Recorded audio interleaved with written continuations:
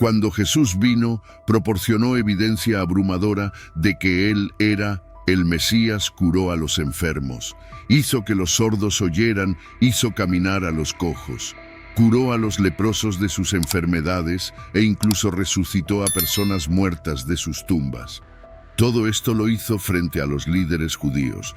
Ellos también tenían acceso a todas las profecías del Antiguo Testamento sobre el Mesías prometido, y aún así rechazaron a Jesús como el Mesías. La pregunta permanece: ¿por qué? A pesar de todas las evidencias, ¿por qué el pueblo judío rechazó a Jesús? Es sobre esto que hablaremos hoy en este video. Hay muchas razones por las cuales el pueblo judío en su mayoría rechazó a Jesús como el Mesías. Pero en este video daré 4 de ellas. La primera es que confundieron las profecías del Antiguo Testamento que hablaban sobre la primera venida de Jesús con la segunda venida de Él.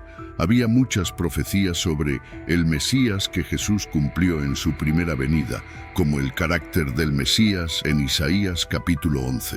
Profecías sobre dónde nacería el Mesías en Miqueas 5 exactamente cómo el Mesías sufriría y moriría en Isaías 53, y también sobre el tiempo exacto de la venida del Mesías en Daniel capítulo 9, versículos 24 al 27. Sabemos todo sobre estas, pero el problema es que de todas estas había muchas otras profecías en el Antiguo Testamento que Jesús no cumplió en su primera venida. Estas eran las que los líderes judíos estaban observando y enfocando cuando vieron que Jesús no estaba cumpliendo. Estas dijeron que no podía ser el Mesías y necesitaban rechazarlo, porque el Mesías haría las siguientes cosas. La clave para entender esto es saber que los profetas del Antiguo Testamento no entendieron que habría un intervalo de tiempo entre la primera y la segunda venida del Mesías. Este fue un concepto que les fue oculto.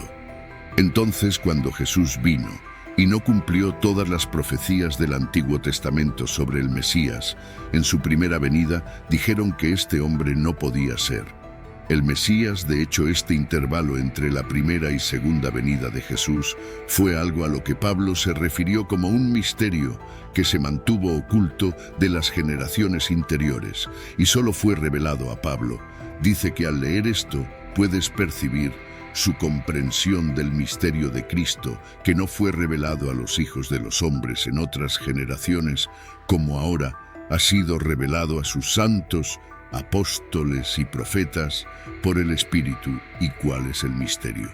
Este misterio es que los gentiles son coherederos, miembros del mismo cuerpo y partícipes de la promesa en Cristo Jesús por medio del Evangelio.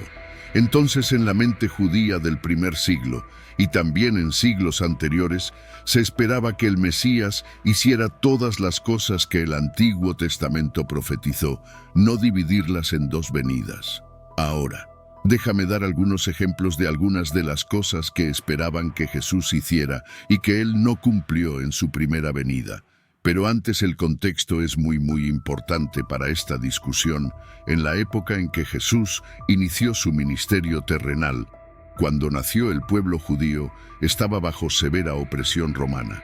No eran libres para gobernar sus tierras como querían. Entonces había esta expectativa mesiánica de que cuando el Mesías viniera, liberaría a Israel de toda la opresión romana, establecería un reino terrenal donde el pueblo judío sería el principal grupo que reinaría y gobernaría con el Mesías en su propia tierra.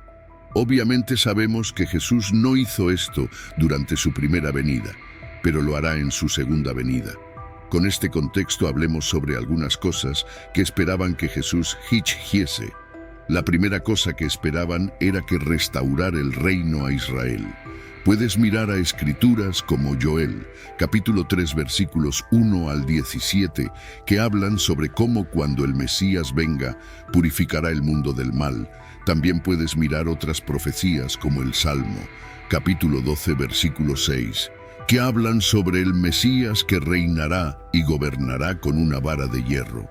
Otras profecías como Isaías, capítulo 12, versículo 4, Hablan sobre cuando el Mesías venga, traerá paz al reino, para que las personas no se preparen más para la guerra. De hecho, hasta los propios apóstoles de Jesús se preguntaban y cuestionaban si Jesús cumpliría estas profecías del Antiguo Testamento antes de ascender al cielo. Observa en Hechos capítulo 1. Poco después de que Jesús resucitara de entre los muertos y antes de ascender al cielo, ellos dijeron: Juan bautizó con agua, pero en pocos días ustedes serán bautizados con el Espíritu Santo. Entonces, cuando los apóstoles estaban con Jesús, continuaron preguntándole: Señor, ha llegado la hora de que liberes a Israel y restaures nuestro reino. Incluso los apóstoles, personas que siguieron a Jesús por algún tiempo, entendieron que una de las cosas que el Mesías haría de acuerdo con las profecías del Antiguo Testamento era liberar a Israel de la opresión romana y establecer un reino terrenal. Pero lo que no se dieron cuenta es que Jesús estaba viniendo para traer o inaugurar un reino. Pero no era el tipo de reino que ellos estaban esperando. Observa lo que Jesús dijo desde entonces. Jesús comenzó a predicar: arrepiéntanse de sus pecados y vuelvan a Dios, pues el reino de los cielos está cerca. Las personas en los días de Jesús esperaban que el Mesías trajera un reino que involucrara bendiciones físicas y materiales. Y Jesús estaba diciendo: no, ustedes no están entendiendo. El reino más importante que necesito inaugurar es uno que incluye bendiciones espirituales. Por eso Jesús pasó gran parte de su ministerio terrenal enseñando sobre los principios de su reino. ¿Y cómo podrías estas bendiciones espirituales, no tan enfocado en las bendiciones materiales y físicas de un reino? No solo esperaban que el Mesías restaurara a Israel, sino también que regenerar la vida espiritual de Israel. En profecías como Jeremías, capítulo 31, se habla sobre la nueva alianza, donde recibirían nuevos corazones y gobernarían y obedecería. Y al Señor, por lo tanto, debería haber alguna regeneración espiritual central. Para esta experiencia estaba el templo. Pero aquí viene Jesús y predice que el templo será destruido por todas estas razones. Los judíos estaban diciendo que este hombre no podía ser el Mesías. La segunda razón principal por la cual el pueblo judío rechazó a Jesús como el Mesías, seamos honestos, es que lo vieron como un blasfemo en la fe judía. Hay una oración llamada Shema, que viene de Deuteronomio, capítulo 6, versículos 4 y 5, que dice: Escucha, oh Israel, el Señor nuestro Dios, el Señor es uno. Ama al Señor tu Dios con todo tu corazón, con toda tu alma y con todas tus fuerzas. Esta oración es la afirmación central del pueblo de la fe judía, tanto que desde temprana edad esto les era enseñado y tenían que recitar esta oración por lo menos 2 veces al día en sus servicios religiosos, porque entendían desde jóvenes que Dios es uno, no hay otro Dios además de Yahvé Adó, y ámalo solo a Él. Y aquí viene Jesús hablando sobre adorarlo, servirlo, amarlo, honrarlo, y ellos estaban como no, esto va en contra de lo que me enseñaron cuando era joven, que Dios realmente podría descender del cielo y asumir la forma de un hombre. Todo esto era demasiado para el pueblo judío. Entonces Jesús viene y hace afirmaciones como esta en Juan 88, 58.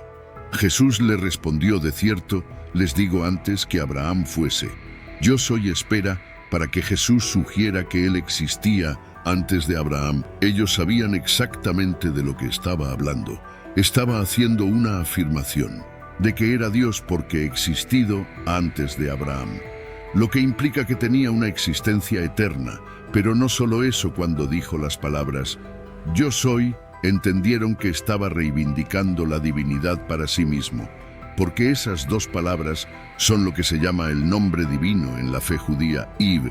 Cuando Dios le dijo a Moisés, preguntó: ¿quién debo decir que me envió? Y Dios dijo: mira, no te preocupes por eso, solo diles que Yahvé, yo soy el que soy, te envió. Entonces, cada vez que Jesús usó la palabra Yah para referirse a sí mismo, Ellos lo veían como un blasfemo, como sabemos, porque en el versículo siguiente dice en ese punto, ellos tomaron piedras para arrojarle.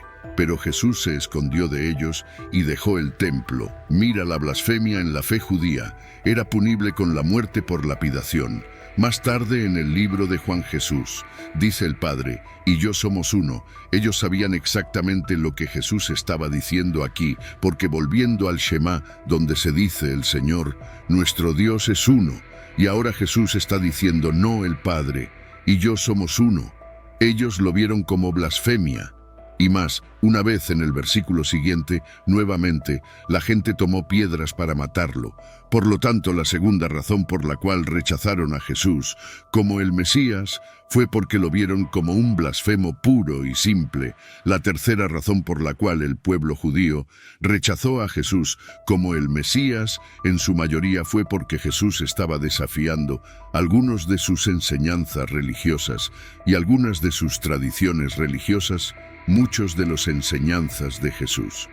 Ellos consideraban que contradecían gran parte del Antiguo Testamento. Tienes que recordar que estos rabinos estaban transmitiendo leyes del Antiguo Testamento de generación en generación. Entonces, cuando Jesús entra y comienza a desafiar algunas de sus leyes sagradas y algunas de sus tradiciones y prácticas, esto los puso inmediatamente a la defensiva, como si dijeran, ¿quién es este tipo para venir y ahora traer algún tipo de nueva ley o nuevo enseñamiento para nosotros? Deja darte un ejemplo en Mateo. Capítulo 15, dice que algunos fariseos y maestros de la ley religiosa ahora llegaron de Jerusalén para ver a Jesús. Ellos le preguntaron, tus discípulos desobedecen nuestra tradición secular de lavado ceremonial de las manos antes de comer. Y aquí está Jesús una vez más trayendo la idea de que no es tanto sobre la suciedad del exterior de las manos. Sí, eso es importante, pero lo más importante es asegurarse de que sus corazones estén limpios. Por lo tanto, Jesús ahora los desafía y dice, ok, mira, no voy a responder a su pregunta, pero déjenme hacerles una pregunta. ¿Por qué piensan que está bien hacer un voto y prometer dar una cierta cantidad de dinero? Pero cuando sus padres necesitan ese dinero, desobedecen el mandamiento más básico de ayudar y honrar a sus padres, porque dicen, ya me comprometí ese dinero para dar al sistema religioso local de ese día. Entonces Jesús está desafiando algunas de sus prácticas y tradiciones. Jesús también está tratando de redefinir lo que significa trabajar en el día de sábado. También está diciendo que deben amar a sus enemigos y orar por ellos, lo cual era totalmente contrario a la idea del Antiguo Testamento de purgar el mal, especialmente en el contexto en el que estaban bajo opresión romana. Estas enseñanzas simplemente iban en contra de la corriente para ellos. Ahora aquí está otra manera por la cual Jesús estaba trayendo un nuevo enseñamiento para ellos. Y ellos estaban como, no, este tipo no puede ser el Mesías. En Marcos, capítulo 12. Jesús cura a un hombre paralítico y se observa aquí en el versículo 5, viendo la fe de ellos. Jesús dijo al paralo, Hijo, tus pecados están perdonados inmediatamente. Esto puso a los líderes religiosos a la defensiva porque estaban pensando, espera un segundo, ¿cómo puede él perdonar pecados de hecho? Ellos dicen. Pero algunos de los maestros de la ley religiosa que estaban sentados allí pensaron en sus corazones, ¿qué está diciendo este hombre? Eso es blasfemia.